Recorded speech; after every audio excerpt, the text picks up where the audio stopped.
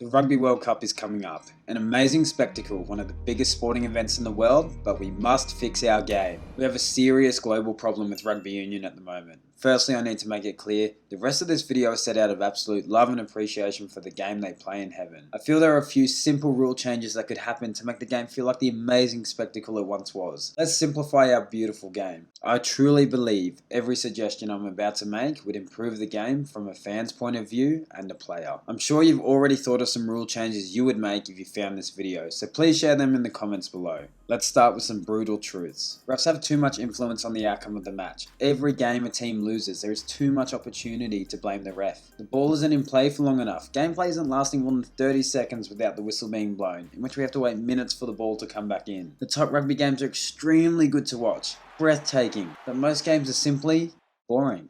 And the penalty has become the most valuable thing in rugby. Every shot at goal eats away so much of our 80-minute spectacle. Fans feel robbed at the end of every game. Across 9 test matches this year, we saw an average game length of 83 minutes per test match. And guess what? The ball was only in play for an average of 34 minutes. Only 41% of the time while the rugby is on the TV and I desperately want to watch every minute of it, am I actually seeing rugby. Let's start with the biggest problem. Penalties, specifically penalty kicks at goal. I believe union teams at the moment are too scared to play with the ball in their own half. I know at a club level this is the exact same case because any kind of penalty in our own half means 3 points for the other team. This leads to non-stop kickathons every single game. So how could we fix this? My first idea is we could change penalties to a short arm tap only option. Almost similar to 2010 or whenever it was when every scrum turned into a quick tap. Why I like this idea is because it means we get so much more attacking rugby. The defending team would have to get back on side, which would give a significant advantage to the attacking team. We'd have to ensure the refs aren't too picky about where the spot is. More like rugby sevens, if it's close enough, it's good to go. The only issue I could really see with this rule change would be teams starting to give away intentional penalties like the mighty Richie McCaw himself. My second idea is probably the most simple fix, just adjust the scoring system. You have all thought about this, let's be honest. Let's make penalties worth 2 points, and if we wanted to get even more sophisticated, we can make conversions worth 3. We, the fans, love watching tries. This would make teams a lot more motivated to score tries, instead of the cheap, easy, overvalued penalty kick. How do we encourage people to watch our game when the scoring is similar to rugby league but promotes more kicks at goal? And thirdly, that last idea is a good idea as long as every conversion or penalty kick doesn't take up 3 to 5 minutes of TV time. Let's put a real time limit in for penalty kicks, or just revert it to bloody drop goals. It's an amazing, beautiful skill goal kicking that unfortunately is taking up way too much time on the clock. I hate seeing the clock at 78 minutes and by the time the kick is completed, it's full time. Get rid of it. Now I'm on to the second big issue, the red and yellow cards ruining games of rugby.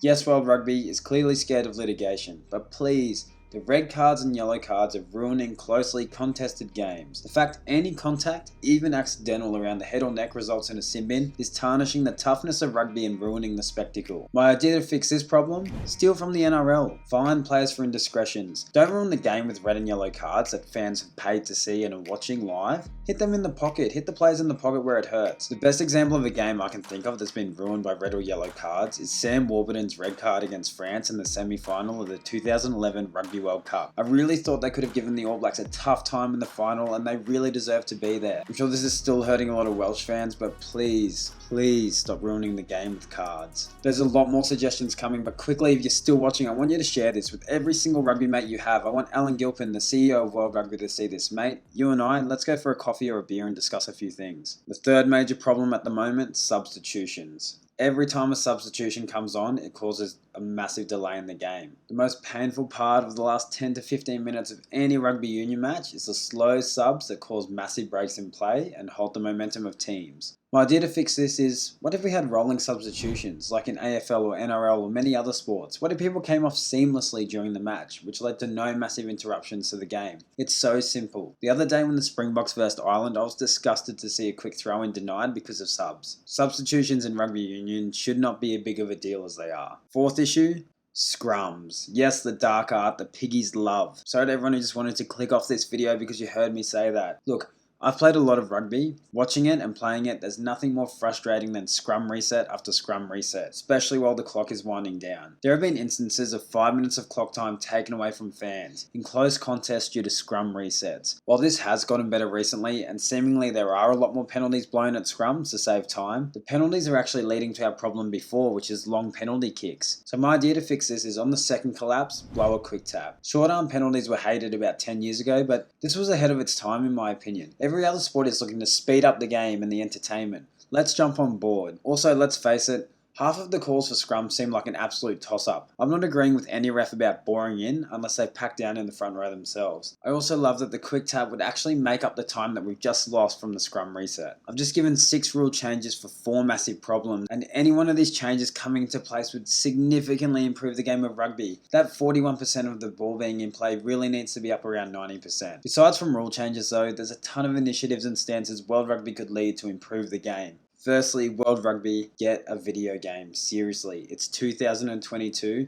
and the best game in PlayStation existence was Rugby 08. Invest the money, it's where the kids are now. I'll use myself as a perfect example. I hate soccer. I was anti-soccer for years. I played FIFA Ultimate Team and got hooked on the game. Don't get me wrong, not too much, but still, was it effective? Yes. Could it come at a short-term loss for World Rugby? Yes. Could you get more viewers and more players in the long term? Yes, so just do it, bite the bullet. As long as we don't spend 70% of the game waiting for scrums to be packed while we're playing, it'll be fine. Secondly, let players say whatever they want to say off the field. Bring back the media circus, encourage it. 95% of people are watching irrelevant boxing matches because of the hype. I love hype. We all love bickering and banter. We're rugby players. Seriously, share this video. We must fix rugby and we must make change, and we're going to do it with this video. That's my 2 cents. If you're still watching, please hit subscribe and I'll see you in the next video.